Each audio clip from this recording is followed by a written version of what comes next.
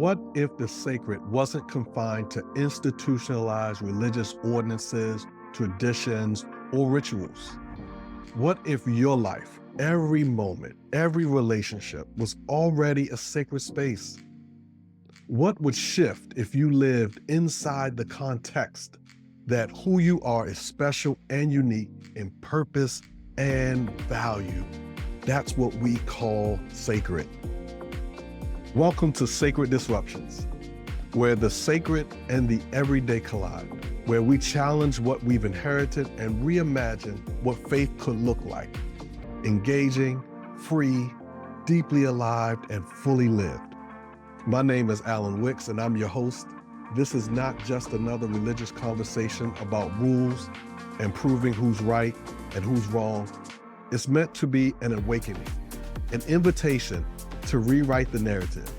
No matter what your faith tradition, if you've ever felt like there's something more going on here, you're exactly where you need to be. You belong right here. For so many of us, our access to God, the sacred, the divine, has been handed down in a complicated, heavy box filled with rules, doctrines, and expectations. Have you ever heard this? Stay inside the lines. Make sure you follow the steps. And definitely don't ask too many questions.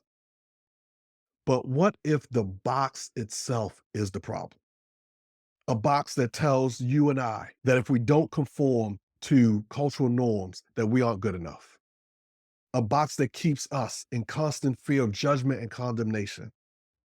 A box that says if we don't do it this way, then we're wrong. A box so fragile that if you drop it, your faith will break apart. Can you see the problem with this kind of faith? A faith box that is too rigid excludes others. A faith box that is too small constrains what's possible. And when you're the one holding that box, you might find that it's actually holding you back. So why are we talking about the box? Because this isn't just about beliefs, it's about context. Context is the container for content. You and I, our beliefs shape how we experience life. And what if the context of your faith has been limiting what is possible for you? Let's take a hard look at this together. If the faith you've inherited makes you feel small and unworthy, I'm asking you to step out of that box. If your faith belief system leaves you powerless to deal with real life challenges, I'm asking you to step out of that box. If your faith doesn't call you to take risks, to serve others, to make a difference, I'm asking you to step out of that box. If your faith, the box that is your faith, doesn't affirm that you are sacred, you are special and unique, valued and have purpose, then it's time to break that box wide open. Let me be clear. I'm not asking you to walk away from your faith tradition. I'm asking us to question and discover whether that tradition has given us a context for possibility or simply a set of limitations. Because here's what I believe. We were created in the image of God. We were never called to be boxed in.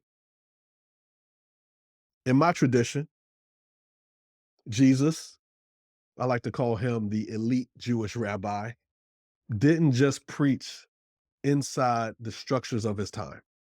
He disrupted them. His teachings challenged the religious status quo, not to destroy faith, but to liberate it.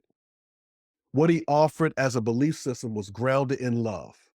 And I'm offering to you that starting in love, you will know the truth about you, the truth about life, the truth about all that is possible for you, and the truth will set you free. You'll be able to pursue life. You'll be able to pursue your greatness. You'll be able to pursue your sacred self, not for yourself, but for your family, for your friends, for our community.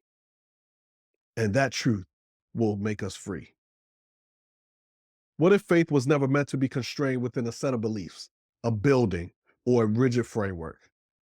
What if faith is bigger, wider, freer, something we live, breathe, and experience in the depths of our everyday lives? That sounds good to me. So maybe one way we can get a pulse as to where we may be is to evaluate our spiritual practices. What kind of faith do I really have? Here's some questions to ponder. When I pray, if my faith tradition says that I pray, when I pray, am I only asking for help? Am I only asking for things for me? If I only asking, looking at what will make my life better, am I only asking those type of questions, or am I asking for opportunities to be the help, to be what somebody else is praying for? Here's another one. When I speak words of affirmation, is it just so I can get what I need? Or is it so that I can become what someone else needs? Here's another one. When was the last time I was truly generous without any expectation of getting something in return? How would the people in my family, job, school, community say I show up for them? Here's another question. Do I more readily find fault, or do I more readily show appreciation? Hey, I'm taking a pulse. I'm taking a look, a view. What is at the foundation of my faith practices, my belief system? Is what I believe, my faith system, causing me to take more risk and challenge myself, or does it allow me to stay in my comfort zone? And most importantly, is love at the root? And love can tend to be one of those things where people get a little defensive. And let me be clear that I'm not saying that love is being nice or politically correct. Also, it's not about being weak or passive. In an ancient writing, even sacred, there's a description of love, and it goes like this: love is patient and kind. Love is not jealous. It does not brag, and it is not proud. Love is not rude. It is not selfish. It cannot easily be angered. Love does not remember wrongs. Love is never happy about injustice, but is always happy when the truth wins out. Love never gives up on people.